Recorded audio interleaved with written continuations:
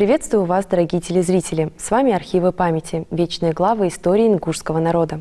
Сегодня мы расскажем о ингушах-защитниках Отечества, отличившихся на службе царской армии. Поговорим о семье Далтмурзиева Дени, участника русско-японской войны, и его сыновьях Асламбеке и Султане. О подробности их военной деятельности мы узнаем у нашего гостя, исследователя и архивиста Берснако Газикова. Приветствую вас. Добрый вечер. Берснако Джабраилович, для начала хотелось бы узнать, что привело вас, как исследователя, к истории Далтмурзиева Дени и его семьи. Мы много лет, как известно, работаем, исследуем историю ингушского народа, работаем в архивах, библиотеках, ищем все, что связано с историей ингушского народа.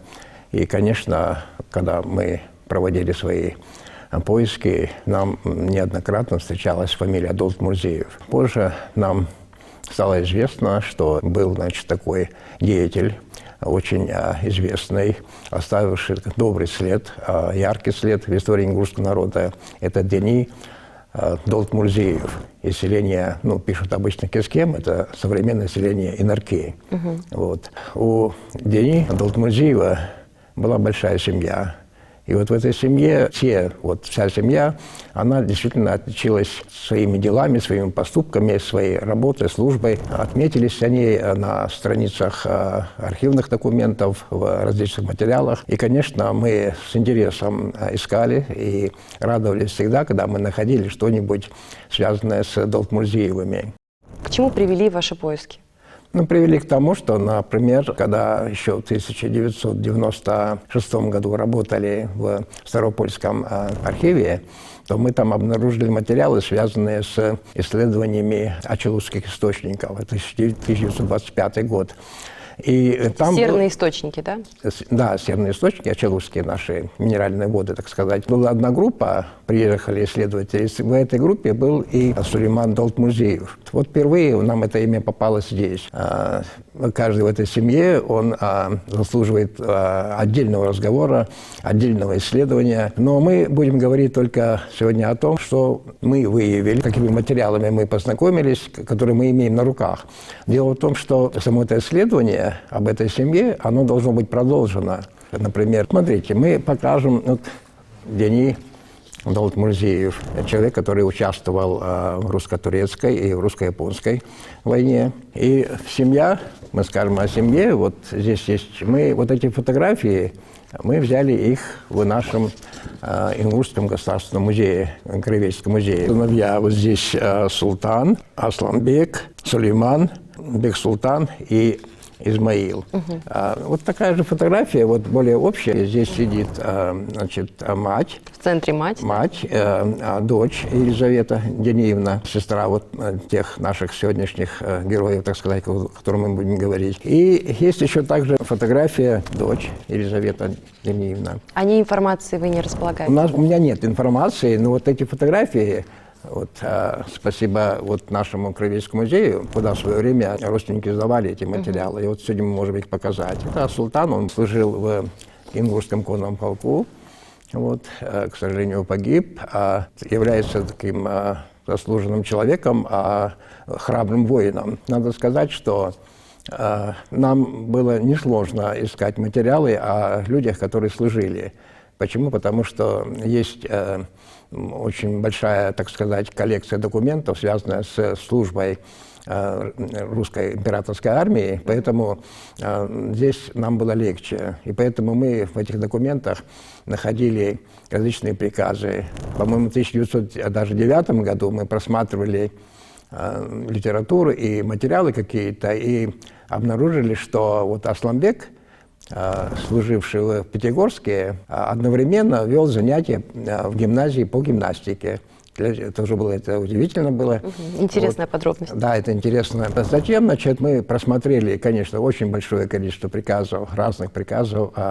И в этих приказах мы обнаружили имена, ротмистра Асламбека Далтмурзиева и документы на Бек-Султана и документы на Султана. Но говоря об этих людях, надо сказать, что работая в Ростовском архиве, это было 1996 и 2009 год, мы обнаружили целое дело, это приказы по Владикавказскому жандармскому управлению Владикавказской железной дороги. И здесь приказы, связанные с Владикавказским районом, так сказать, и все эти приказы подписаны Асланбеком Далтмурзиевым.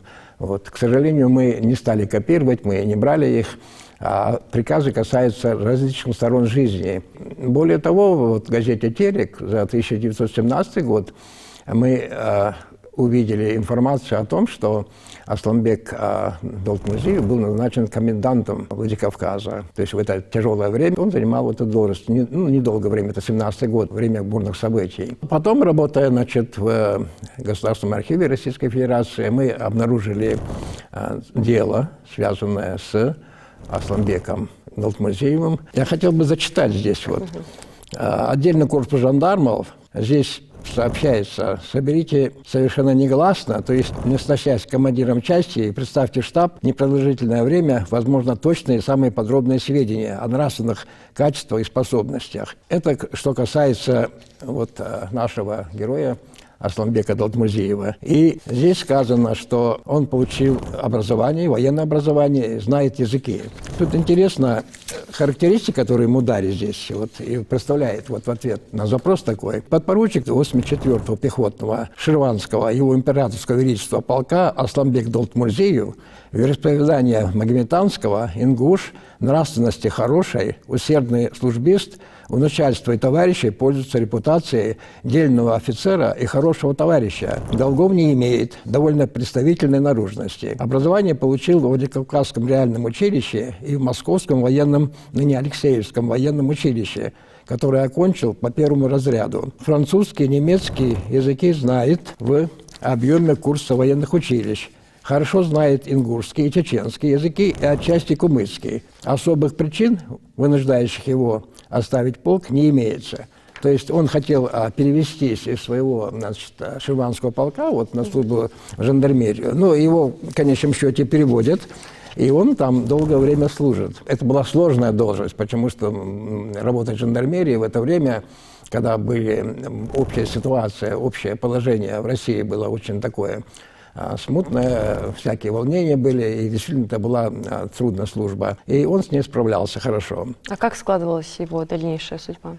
Я вот о его дальнейших у меня нет документов, и я, конечно, понимаю, что для того, чтобы охарактеризовать людей, вот герои, о которых мы говорим, конечно, нужны еще подробные сведения от родственников, потому что мы говорим только сегодня о тех документах, которые мы имеем, и мы не посвящали свои исследования, и не ставили задачи, вернее, найти все материалы, связанные с данными нашими героями, но мы надеемся, что в перспективе у нас будут еще документы, будут материалы. А так вот есть воспоминания, например, Сулеймана Далтмурзиева, события, которые были в гражданскую войну.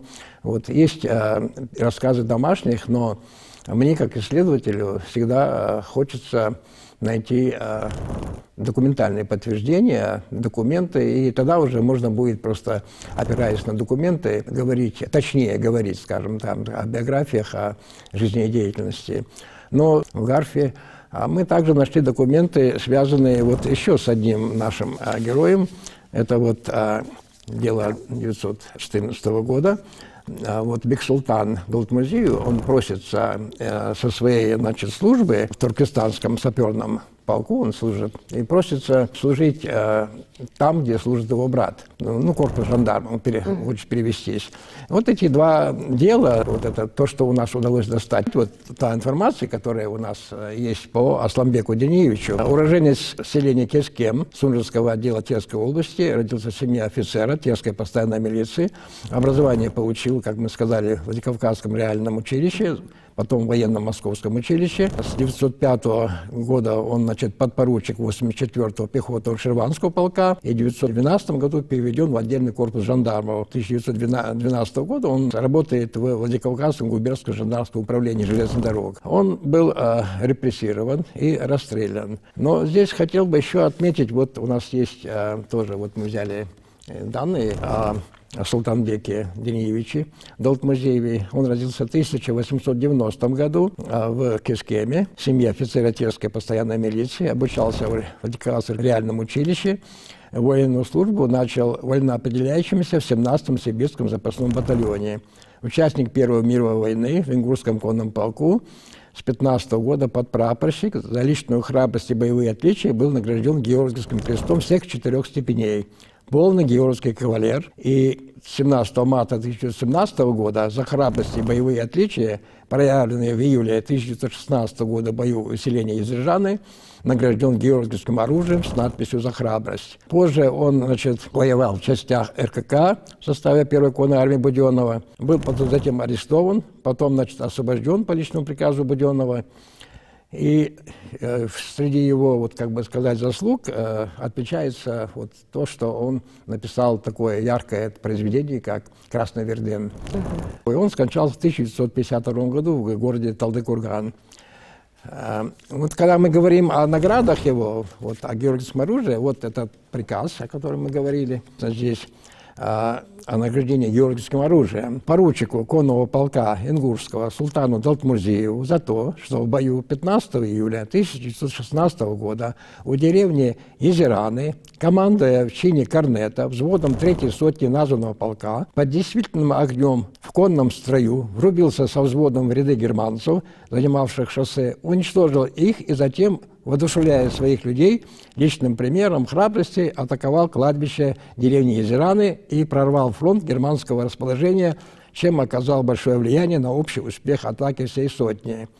Этот приказ, он очень интересная публикация его. Дело в том, что именно в этом приказе, если вы посмотрите на этот документ, мы здесь видим здесь также, и приказ на служившего в Ингушском конном полку подпоручику Асламбеку Маматееву. То есть, как говорится, в одном приказе мы видим 2 ингушей рядом, друг с другом. Оба получили георгиевское оружие. Здесь еще у нас есть данные о том, что это Асламбек, он, был ранен был. В сообщении в газете здесь указано, что он контужен в 1915 году.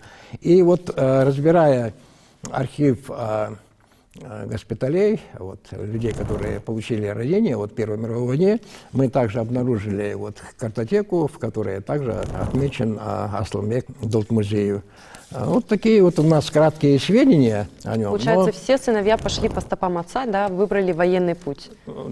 Да, выбрали военную службу. Но я здесь хотел бы сказать, сыновья, о ком мы говорим сейчас, они приняли советскую власть, они сражались за советскую власть, участвовали в этих событиях, которые были борьба с бандами, с полчищами Деникина, Шкуро, которые здесь были, и проявили себя настолько героически, ингуши проявили здесь. И это геройское сопротивление таким элитным войскам того времени отмечены его произведения. И я хотел бы зачитать здесь, интересно.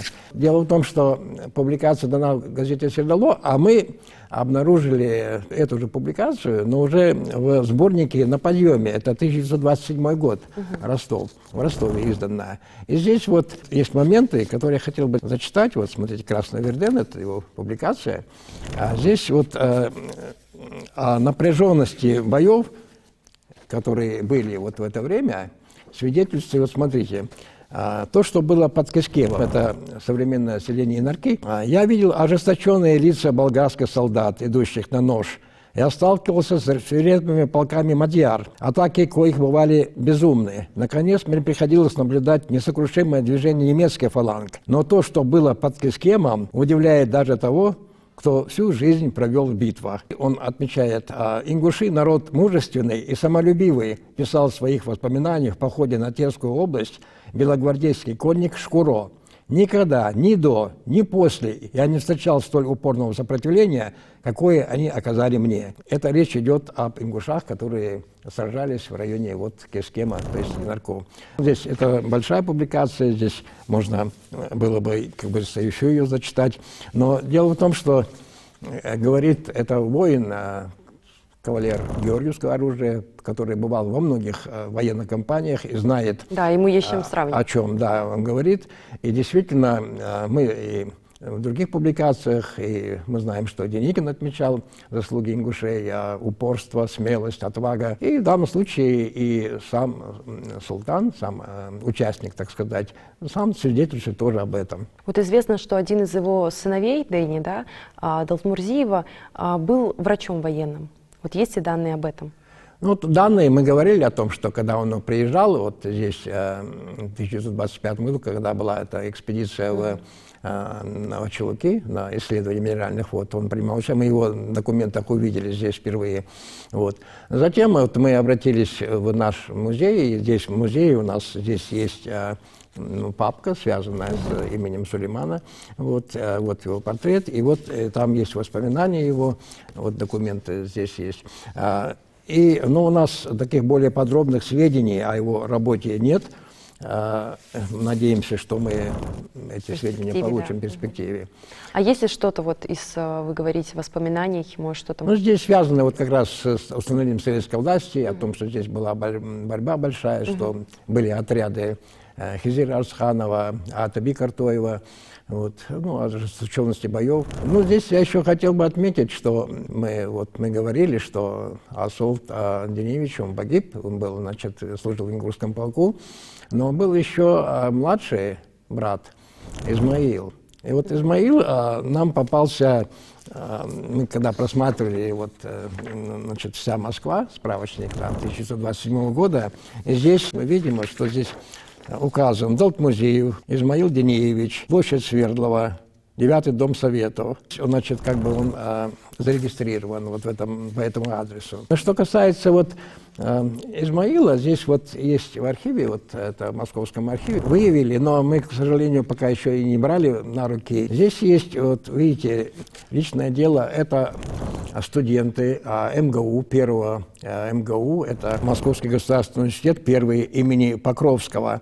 И здесь с 1924 по 1926 год на факультете советского права учился Далтмурзиев Измаил Денеевич. Но мы надеемся, что мы возьмем это дело. То есть вы уже знаете, где оно лежит? Да, здесь все указано, да, здесь у нас есть. И просто мы не успели еще ее взять. Я надеюсь, что мы сможем подчеркнуть какие-то сведения. А так, я считаю, что, конечно, необходимо было, конечно, пообщаться с родственниками, потому что многих моментов мы не знаем, как исследователи, и, учитывая, что у нас очень большая работа и очень много различных направлений, поисков, мы как бы не успеваем все время. И, конечно, хотелось бы, чтобы люди, о которых мы говорим, которые оставили яркий след не только в истории Ингушетии, но и в истории России, хотелось бы больше знать, больше публиковать. И важность этих исследований в том, что эти люди, эта семья, это пример, значит, как бы для молодых, пример для нас всех. И нам надо больше говорить об этих людях, показывать их, рассказывать их, и чтобы наши молодые люди могли брать пример. Потому что от наших, как бы смотря на примеры старших, изучая их биографию, видя какие поступки они совершали, нам надо, чтобы мы в перспективе, наше поколение, последующие поколения, брали пример и, как бы сказать, приумножали славу наших предков, славу ингушского народа. Ну, будем надеяться, Берснак Джабрилович, может, кто-нибудь сегодня посмотрит нашу передачу, и представители фамилии Далтмурзиевых откликнутся на нее и поделятся подробностями, которыми они располагают. Я надеюсь. А вам спасибо за увлекательный рассказ и за то, что вы в очередной раз напомнили нам о славных представителях нашего народа. Спасибо.